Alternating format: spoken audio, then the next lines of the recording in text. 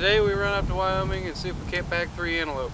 My brother Garrett, our buddy Trigg, and I, all 3 drew for Wyoming Pronghorn tags this year. So we packed up the 4Runner and headed north to fill our tags and fill the freezer.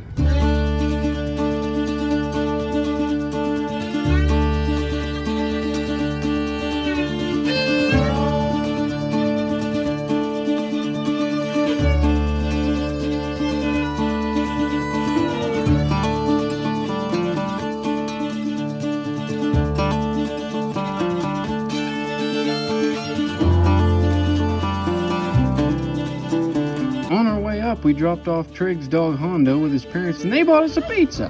Better go kill something, Greg. Go! Yeah. 3 something. Yes. Alrighty. Well, I gotta give him a hug though with the pizza. Oh. Yeah, you guys whizzed down, flew down.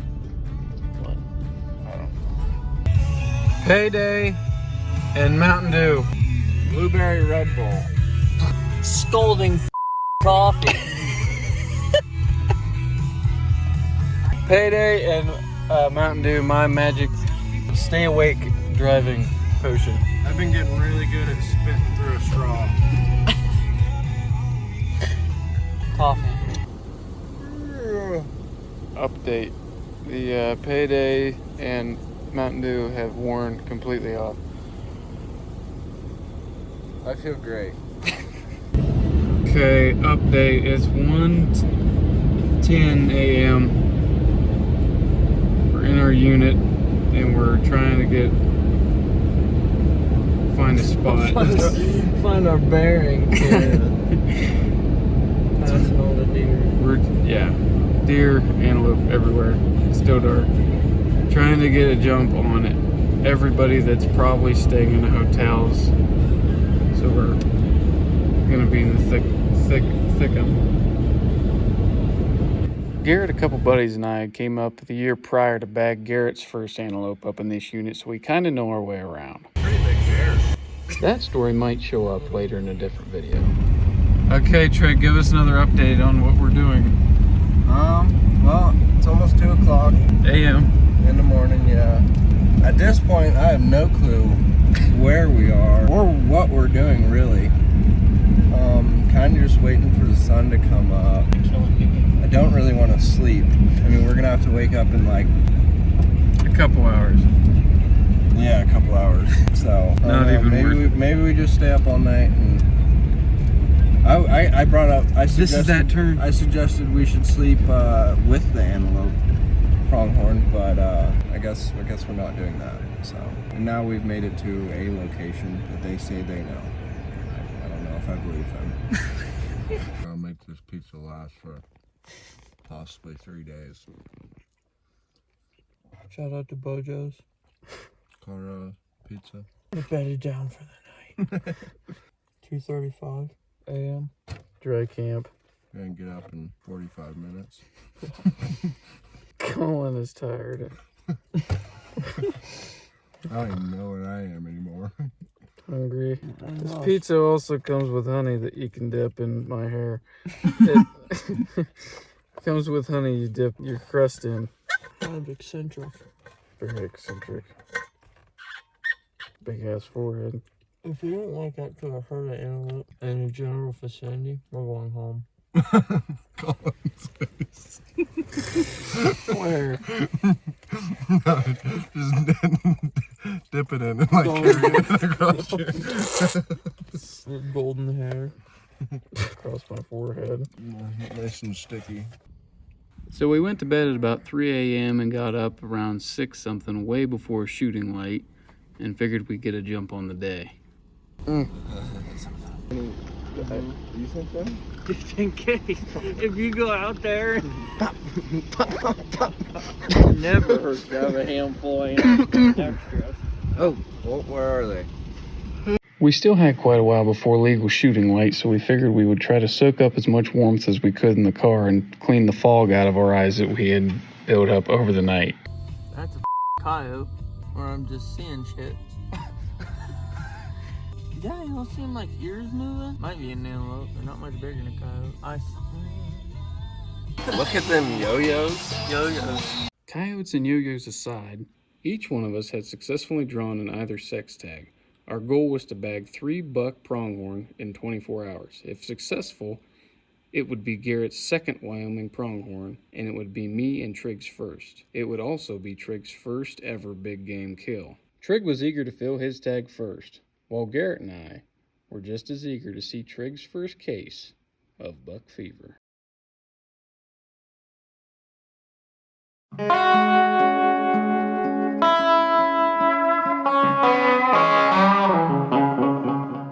The next morning, we all three got well within range of shootable bucks. However, every buck that we seen, unfortunately, was on private ground. Thankfully, with the help of the OnX map app, it kept us out of plenty of trouble. It seemed that those pronghorn knew exactly where the lines of the private and public laid. You see them two out there? Where?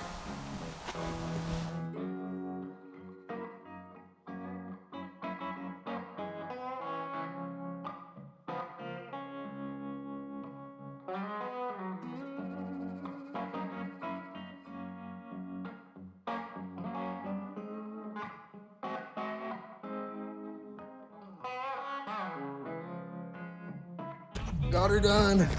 Let's go shoot something. After making a quick pit stop, we finally saw a herd of pronghorn that were resting on a pretty decent chunk of public land. Now was Trigg's chance to put on a good stalk.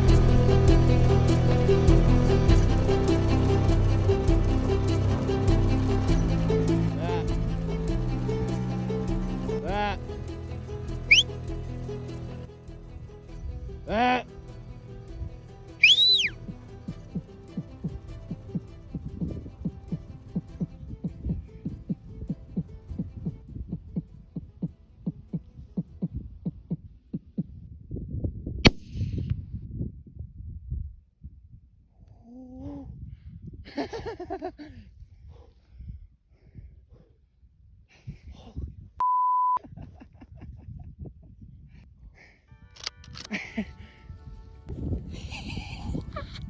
was losing my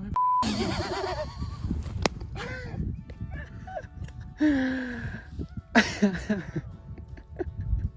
was losing my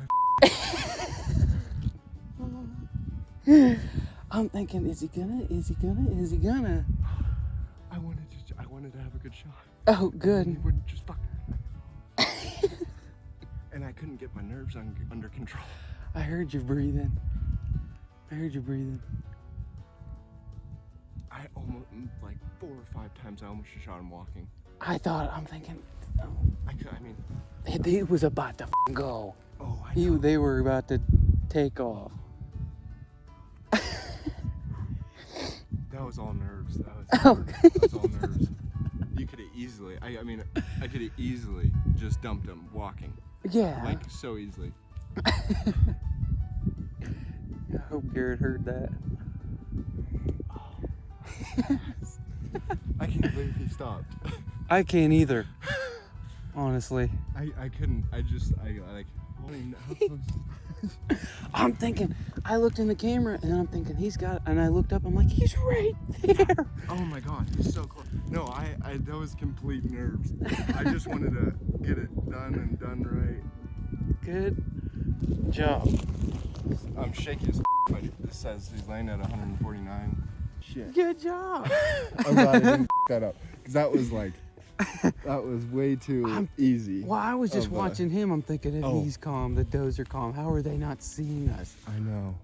Oh, I know. I was like, I mean, that was, I know I could have easily, if I would have had my nerves under control just a little more, I could have dumped him while he was walking. What felt like 30 minutes ago. That was pretty good. I just wanted him to stop. I can't believe that first doe didn't see us. No. She came up. I couldn't believe that because we were walking down here. You saw And him coming at us. I seen him running, but I jumped down before I knew what direction they were going. And I was like, oh my God, that was perfect. That was perfect. Holy I didn't mess it up. First shot was a hit. And if he had waited literally a second more, he'd have been up to speed. I wonder where I hit him because I was battling myself. I was battling myself. I was trying to get. Oh, were you? Well, I'm like.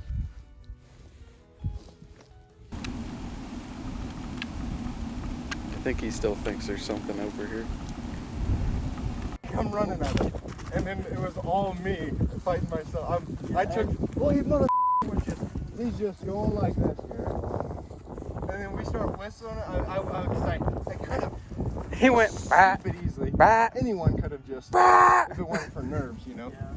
Could just dump him while walking. Yeah. Not bad at all. Yeah, God, they're small.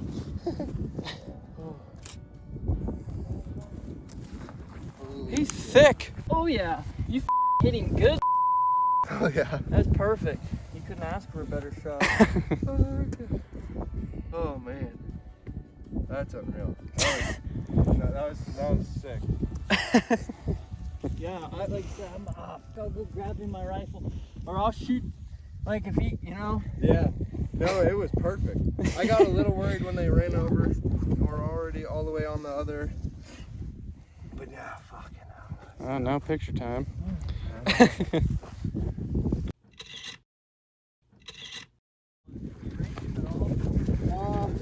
Not for that shot, no.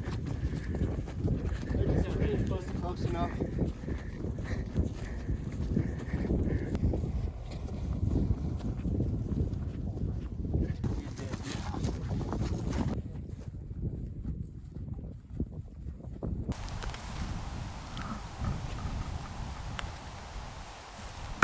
Sweet.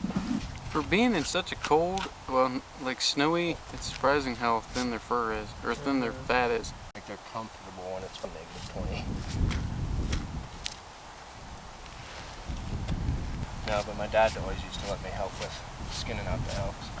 It's kind of my favorite part. It's satisfying.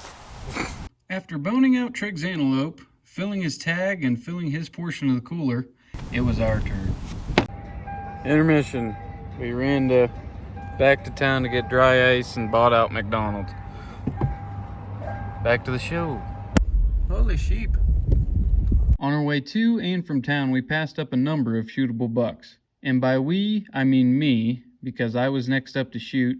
And by a number of shootable bucks, I mean most of them were on private ground. That was until we ran across a chunk of public ground that Garrett had been wanting to check for some time.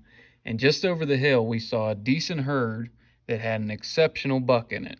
So me and Garrett decided to put the stock on them. This video in particular has no sound because when I handed Trigg the camera, I forgot to turn the mic on.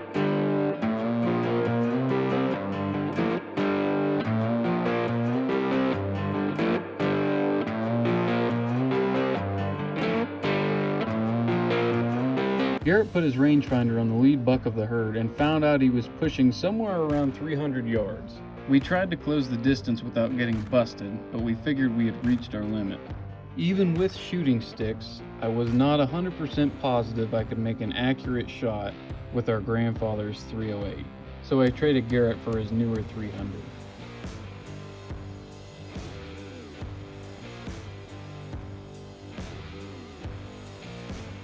We dialed the scope in for the correct yardage. I put the buck in the crosshairs, took a deep breath, and squeezed the trigger. And I missed.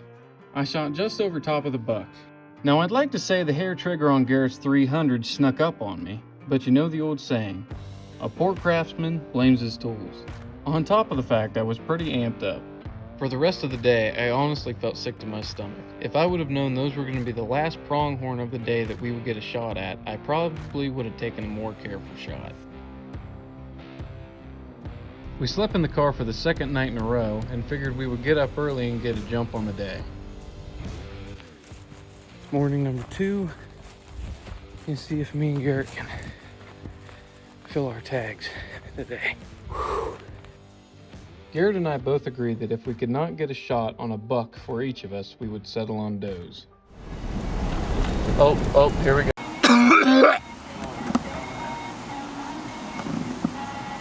You won't cross that water, Lou. No, that's the problem he's got too. We finally come across a chunk of public ground that we can hunt, and this young buck pops his head up over the hill. Ready? Yep. All right.